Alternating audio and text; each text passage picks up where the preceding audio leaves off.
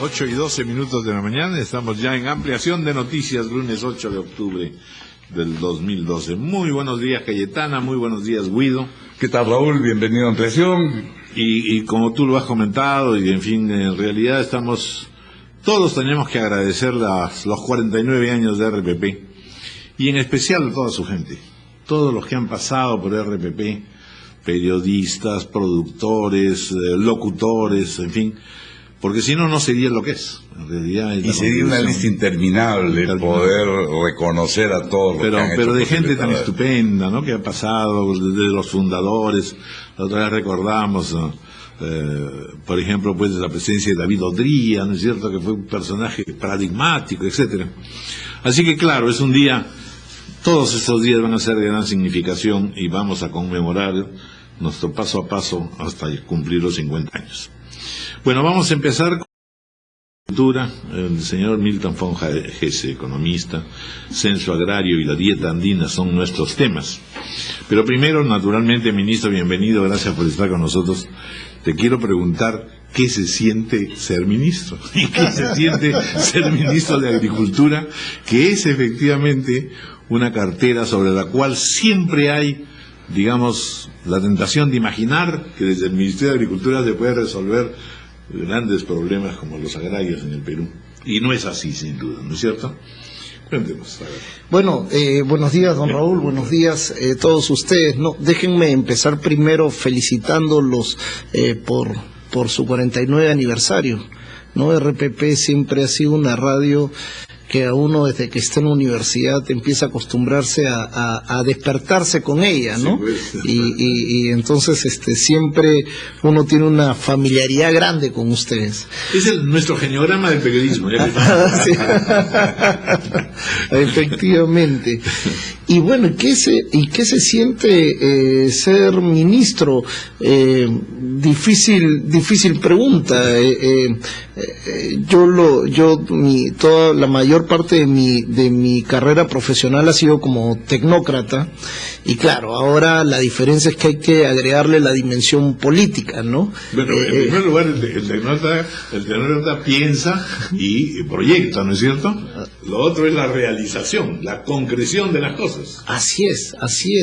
Y en escenarios muchas veces complicados e inmediatistas, ¿no? Que pide el tecnócrata, mira más el mediano y largo plazo.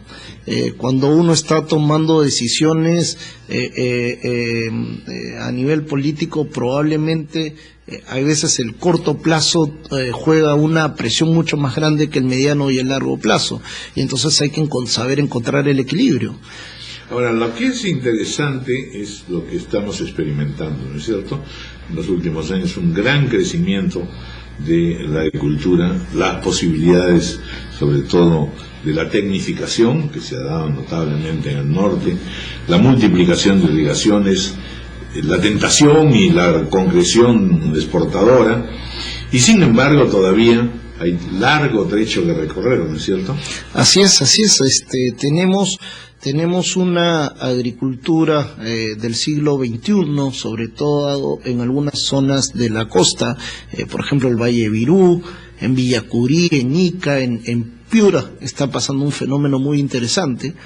Pero por otro lado tenemos agricultura también del siglo XIX.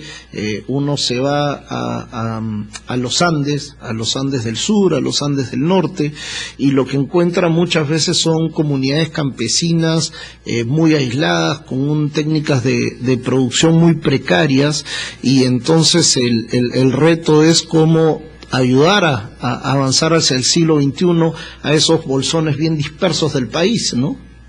Ahora, un tema importante en la agricultura son todos los proyectos de irrigación. Sí. Esos han sido una pieza fundamental para lograr este boom, sobre todo en el lado exportador.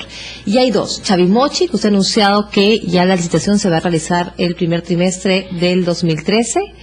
Pero Maje Sigua sigue siendo un proyecto que ya está adjudicado, y sin embargo no se puede poner ni siquiera la primera piedra porque siguen las discrepancias entre Cusco y Arequipa. Sí, bueno, Maje Siguas efectivamente es un proyecto de larga data, ¿no? Que se viene discutiendo en el Perú Por la segunda etapa, por lo menos 15 o 20 años. Y que eso de discusiones finalmente se adjudicó. Se adjudicó a un consorcio liderado por una empresa española. Y entonces el primer punto que quiero resaltar es que hay un compromiso de la República con un consorcio internacional y que el Estado tiene que honrar. Porque de otro modo pasa lo que pasa siempre cuando uno no honra sus obligaciones. En segundo lugar, el proceso de descentralización creo que fue un hito importante en el país. Yo creo que es un proceso irreversible, ha tenido cosas importantes, pero también ha tenido grandes problemas. Uno de los problemas, desde mi perspectiva, es que no quedó claro el tema de la relevancia del recurso hídrico en el proceso de descentralización. La Constitución es clara cuando menciona que el agua es un patrimonio de la nación, es un patrimonio de todos los peruanos y por lo tanto debe administrarse nacionalmente. Lamentablemente han salido algunos regionalismos hoy día que generan conflictos mucho más allá del de Arequipa y Cusco. Si uno va a Tacna para hablar del Consejo de Cuenca, encuentra casi hasta un odio hacia los moqueguanos. Si uno va a zonas de Arequipa, por ejemplo al Tambo, también otra vez está presente el conflicto con Moquegua. Uno ve lo de Arequipa con Cusco, si uno se va Huancavelica e Ica, aunque yo ahí soy un poco más optimista, pero en el pasado también hay alguno, lo de Ancash con la Libertad por las aguas del Santa, etcétera. Esa es la historia del Perú. O sea, desde el Perú prehispánico, quien dominaba el agua, naturalmente dominaba, ¿no es cierto? Así es, y fue además... recuerdo el libro de Gorriti que mencionaba que Sendero, para cuando empieza a trabajar con su lógica malvada, trataba de solucionar temas de conflictos de agua ancestral de las comunidades, ¿no? Es un tema que se remota a muchos años. A mí me interesa el tema del derecho alimentario, señor ministro. Es algo que ha sido una preocupación constante de la FAO y que tiene que ver con la dieta andina, precisamente, que ahora están promoviendo y que seguramente saldrá del censo agrario. Es un derecho reconocido en tratados internacionales, en la propia Constitución, pero no tiene una norma práctica que lo garantice y que oriente a las autoridades locales, regionales y nacionales a otorgar ese derecho a los ciudadanos. ¿Cuánto hemos avanzado en el tema? Lo que pasa ahí, Guido, y le digo con sinceridad, es que el concepto seguridad alimentaria ha sido un concepto también bastante dinámico. No es que el concepto haya sido un concepto fijo en el cual la política lo pueda normar respecto de algo que estaba bastante claro. Este concepto es un fenómeno que surge en la posguerra mundial, donde los países literalmente se morían de hambre, y se morían de hambre porque sus campos agrícolas habían sido destrozados por las guerras. Y entonces cuando empieza el concepto, es un concepto principalmente que el país debe asegurar su dotación de alimentos en situaciones de conflicto. Ese concepto ha ido evolucionando a lo largo de los años y hoy día el concepto de seguridad alimentaria es un concepto que tiene que ver con nutrición, que tiene que ver con biodiversidad, que tiene que ver con capacidad de generar ingresos a productores agrícolas pobres para que puedan tener una canasta alimenticia balanceada. Y de cambiar costumbres. De cambiar costumbres, ¿no? Eso es importantísimo. Vamos a hacer una pausa y continuamos ahora sobre este tema. Porque claro, la dieta además tiene que ver, Guido, con bajar de peso. Ciertamente. 8:21, una pausa. En minutos de la mañana estamos conversando con el ministro de Agricultura, Milton Fongesa. Efectivamente, el tema de la dieta alimentaria tiene una serie de aspectos complejos, cada uno de ellos, pero en verdad la legislación es la anémica, o sea, no se ha logrado el impulso que hace el gobierno para poder lograr que se cumplan las cosas, es lo anémico. Uno de los problemas que siempre hemos vivido y que en realidad choca la industria alimentaria con la producción agraria alimentaria es justamente los hábitos, las costumbres, ¿no es cierto? El Perú se ha sostenido permanentemente con los granos andinos, que es hoy día un tema de actualidad, y naturalmente con toda esta prodigiosa variedad de tubérculos, pero desgraciadamente, por ejemplo, el fideo sustituye gran parte de esa dieta, y así, pues, una serie de símbolos de consumo que son símbolos de modernidad, que también la población de alguna manera aspira a consumirlos para sentirse que están incorporados, digamos, al consumo nacional, ¿no? Y eso ya es una tarea más compleja, porque no solamente es relacionada con la agricultura, sino con campañas y campañas educativas, en fin. ¿Qué se ha pensado en ese terreno para darle más fuerza a este nuevo esfuerzo en pro de una dieta nacional? A ver, nosotros en las últimas 2 semanas hemos sacado 2 normas a nivel de decreto supremo, creando 2 comisiones. Una, la comisión encargada de proponer, crear, desarrollar una estrategia para la promoción de la dieta andina, y otra comisión también multisectorial en la que le encargamos a una comisión pero ya de carácter permanente, ayudarnos a desarrollar una política de seguridad alimentaria. Y la característica en estas 2 comisiones, una temporal y la otra permanente, es que nos permitan establecer ya políticas de más largo plazo para lograr 2 objetivos. Primero, mejorar la nutrición de los peruanos, y segundo, tratar de mejorar la demanda por productos nativos, ¿no? Específicamente, y con más énfasis en los altoandinos, donde la quinoa este año que viene va a ser la gran protagonista, ¿no? La estrella. El mundo le está rindiendo homenaje a la quinoa. Y entonces, ¿esto por qué es importante? Porque en el mundo están pasando varias cosas que usted acaba de mencionar. Primero, un cambio en los hábitos de consumo. Hoy día el mundo, sobre todo en la medida en que los países crecen, y esto Perú es un ejemplo claro, mientras los países crecen empiezan a pasar varias cosas, ¿no? Para empezar, las mujeres se incorporan masivamente al mundo laboral, entonces ya no tienen el tiempo para dedicarse como antes a la cocina. Eran tiempos dorados. Eran tiempos... Discreto.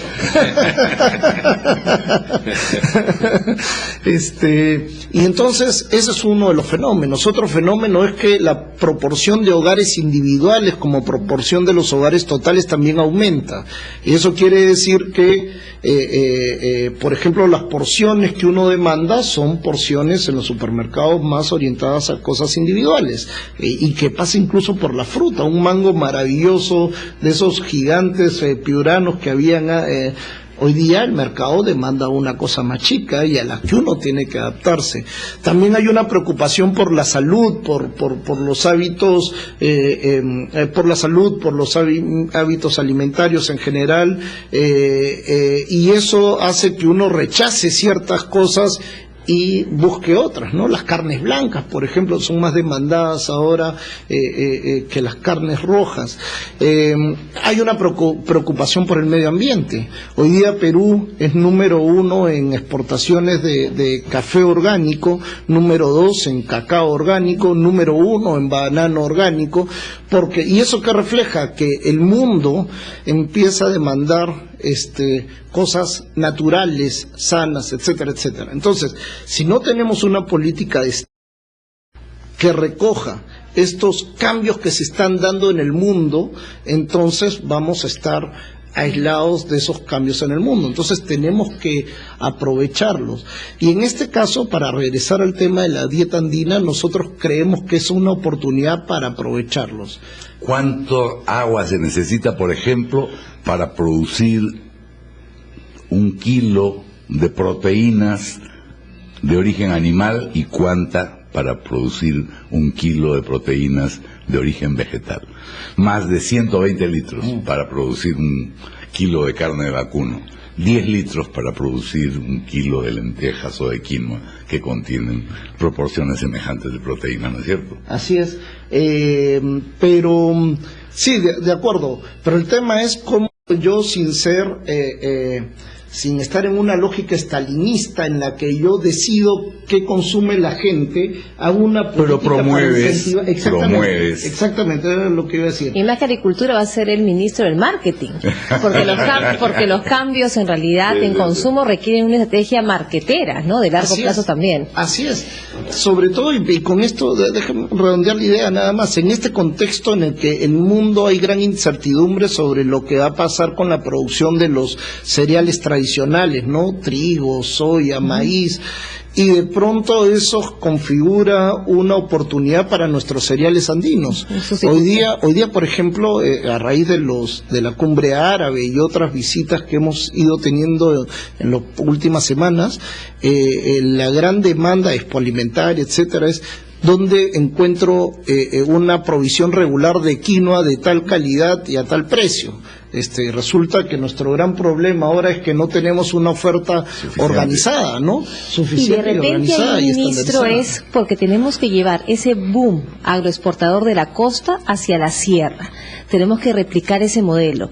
Y por eso es que me preocupa de sobremanera que hayan voces en el Congreso y proyectos en los cuales, por ejemplo, quieren cambiar todo el régimen laboral de la agroexportación, sin darse cuenta del impacto negativo que podría tener, ¿no es cierto?, en la exportación de nuestros productos. Así es. Yo creo que el tema de la inversión siempre lo que demanda es seguridad jurídica. Eso es, los economistas lo tenemos claro siempre desde autores como Coase, ¿no?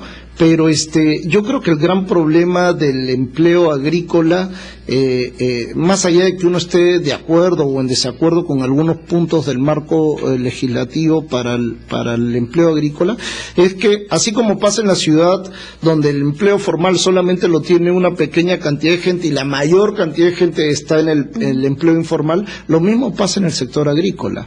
Tenemos a la gran mayoría de gente, yo diría sobre el 90%, en que tiene condiciones de empleo informales, no precarios, en los que si nosotros nos centramos en tratar más bien de formalizar a la gente que está sin condiciones adecuadas, más bien va a constituir un avance significativo, y por lo menos el enfoque que nosotros le estamos dando es ese, ¿no?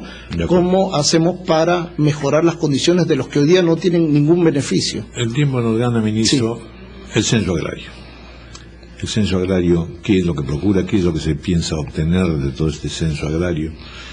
Que debe determinar, naturalmente, después luego políticas, ¿no? Cuéntenos un poco. Sí, bueno, el censo agrario es absolutamente... ¿Cuánto tiempo que no teníamos? Desde el 94. Con lo cual estamos tomando decisiones de política sobre la base de información que cambió ya hace rato. Radicalmente. Recordemos, en el 94 no habían todos estos proyectos consolidados que acabamos de mencionar. Entonces, no tenemos idea en este minuto, más que algunas aproximaciones, de cuál es la realidad exacta de nuestro campo, y si queremos diseñar política tenemos que tener información.